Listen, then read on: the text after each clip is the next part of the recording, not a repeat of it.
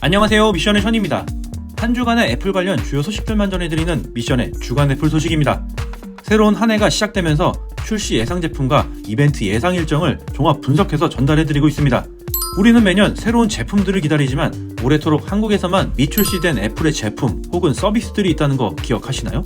그 중에서도 애플페이의 경우 한국에서 애플 유저라면 정말 많은 분들이 기다리고 계실 거라 생각이 듭니다.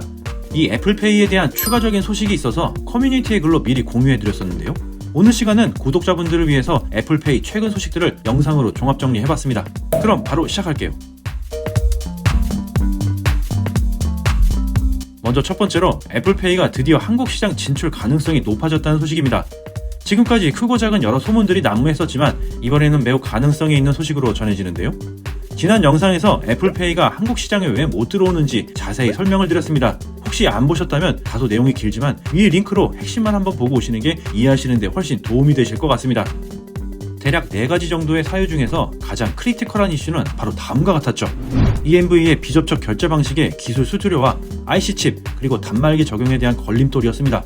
1%에 가까운 EMV 수수료를 국내 카드사나 애플페이, 구글페이, 삼성페이 같은 결제 서비스 제공업체 간에 수수료 폭탄 떠넘기기를 하고 있었고 그것이 최대 걸림돌이었습니다. 그런데 올해부터 한국 시장에서 본격적으로 런칭할 예정인 대한민국 신용카드사 연합결제 규격, 즉 KLSC라는 것으로 해결될 가능성이 높아졌다는 건데요. 그렇다면 KLSC가 무엇인지 좀 알아봐야겠는데요. 지금까지 한국에는 이렇다 할 신용카드 독자 결제 규격이 없었으며 2018년부터 연구를 시작해서 여신금융협회와 9개 카드사에서 KLSC라는 이름으로 국내 연합 결제 규격을 개발했습니다. 그리고 IC칩 규격 가이드라인을 수립하고 올해 상용화를 위해 테스트 진행 중에 있죠. 이 연구는 2007년부터 시작됐지만 당시 마그네틱 결제가 주여서 밀려났었고 2018년부터 부랴부랴 본격적으로 시작, 2020년엔 개발사도 선정이 되고 작년엔 사무국도 설치가 되었습니다. 올해 상반기에 일부 카드사 상용 적용을 시작으로 확대될 전망이라고 합니다. 기존 EMV 규격 단말기와 결제를 위해서 EMV 인증은 필요하기 때문에 상호 호환 개발을 염두에 두고 있고 무엇보다도 한국형 카드 결제 규격을 통해 국내 전용 카드에도 청구되었던 EMV 수수료 그리고 IC칩 구매 비용을 절감할 수 있다는 거죠. 따라서 한국 시장에서 비접촉 결제 서비스의 보급을 막고 있었던 수수료가 사라질 것이라는 전망입니다. 다만 이 규격은 국내 전용 카드에만 적용된다는 한계가 있기 때문에 해외 전용 카드나 국내외 겸용 카드에는 여전히 EMV 규격의 IC칩을 부착해야 합니다. 물론 국내 카드사들이 영업을 잘해서 사용 지역을 넓혀나가는 방식을 추진할 수 있겠지만 EMV를 따라가기에는 불가능할 것으로 보입니다. 그리고 추가적으로 부정적인 면도 존재하죠.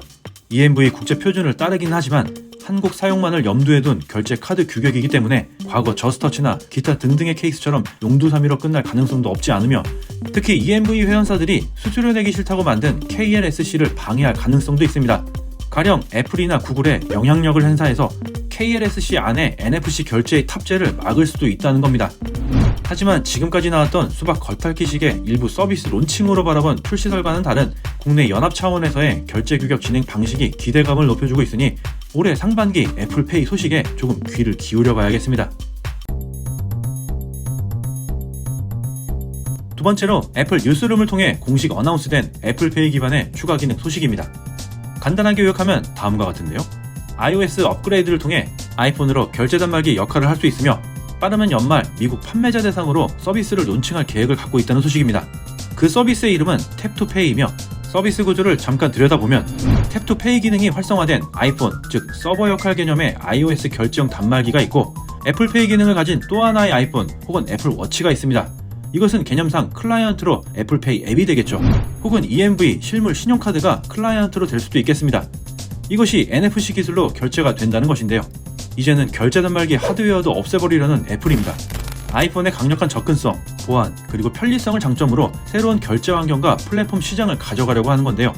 결제 플랫폼과 앱 개발자, 그리고 결제 네트워크와의 협력을 통해 1인 기업에서 대규모 소매, 도매상까지 비접촉 결제 플로우에 모두 수용 가능할 것으로 보입니다.